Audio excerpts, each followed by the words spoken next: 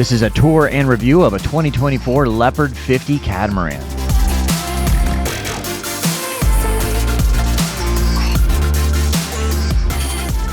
All right, today we're taking you on a brand new Leopard 50 here at the Miami Boat Show. They're priced 1.2 at the show, but 1.4 normal. So I do like this one. It does have a dinghy lift. The traditional davit system you can see on the boat next door, that's a 45, has this bar that comes down and lifts up the dinghy and pulls it up.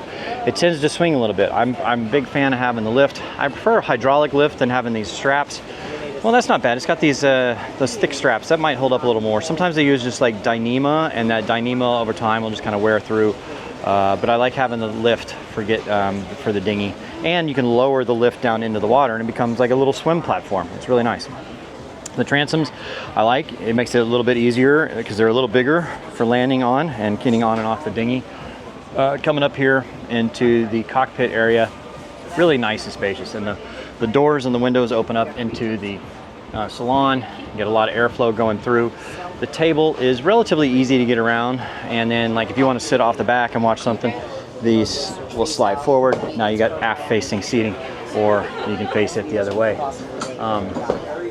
So it's not bad. And then you can access the cockpit, the helm station, from either inside the cockpit or on the outside here. I'll take you around the outside because it's a bit crowded on the inside right now. Up into the helm station. So Leopard, I like how they have their big seating area here. So they have a nice seating area. The Leopard 50 is large enough that boom isn't as big of an issue, but if you are seating there, if you're walking, you gotta watch that boom because it can swing over and hit you. You wanna make sure their main sheet's tied down and the traveler all the way over so you have more seating area. A nice sun pad here. All your controls are right here. I chartered one of these just the other day, and I was able to sail everything really easily right here, and it was easy to control. Helm station, pretty well here. Raymarine, I just don't like it.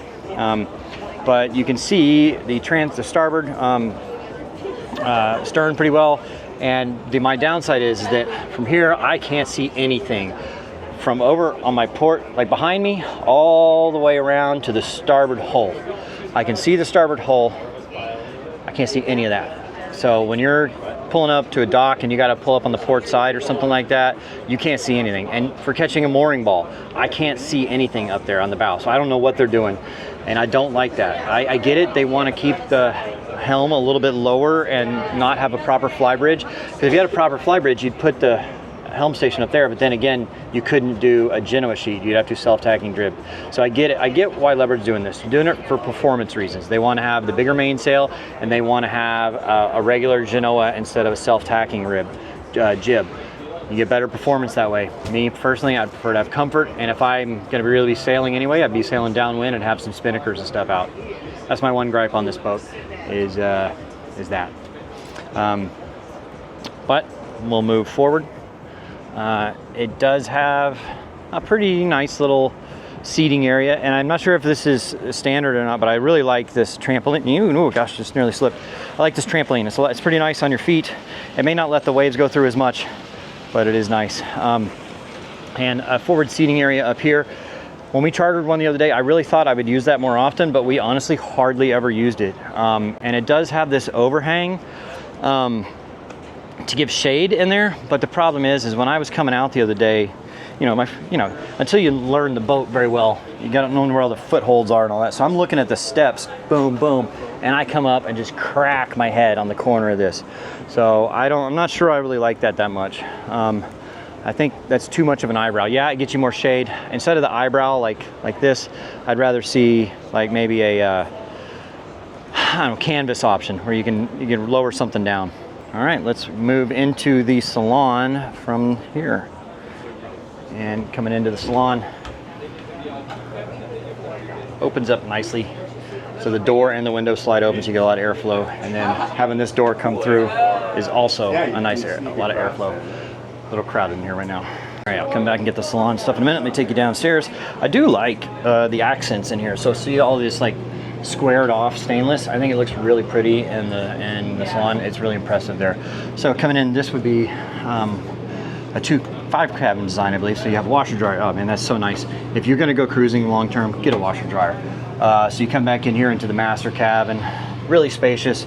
I'm digging having this carpet. That's the second boat I've been in that has carpet down here. I think I'm gonna get carpet. It just feels so nice. It brings the echo down, and I don't know how hard it is gonna be keep clean, but it feels more like a home rather than having the squeaky floorboards below you. This is the head. I don't like, there's no door. I mean, put a door on the shower. I mean, it's just, I don't like that. I want a door in the shower so that the rest of the head does not get wet. And there's your head. That's you know, I thought the 45, I thought they were doing that just to save space, but maybe that's just their thing. And again, the same thing over here. The head, and there's no shower. So every time you take a shower, this whole floor is getting wet. Every time you step in it, you're gonna mark it up because your feet are always a little bit dirty, or I'm wearing socks. I would get my socks, but I'd have to take them off, something like that. So coming forward, you have your, you know, a little bit of a quarter walk around, helps you get up into it, but on a boat this size, you're just gonna have to do that. All right, so this is the port side hull. We'll take you over to the starboard. We'll go aft first. Oh, it's a, wow. Okay, so this would probably be the master cabin. Nice big bed here. Plenty of eye light and space down here. Really nice little makeup counter, hanging locker, all that stuff.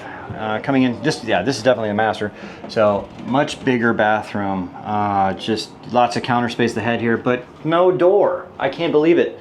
This giant bathroom, you have so much space here. There's so much availability to put a door, and there's no door. That means every time you step into the bathroom, your feet are gonna get wet. I don't like it. A huge shower though, I like that.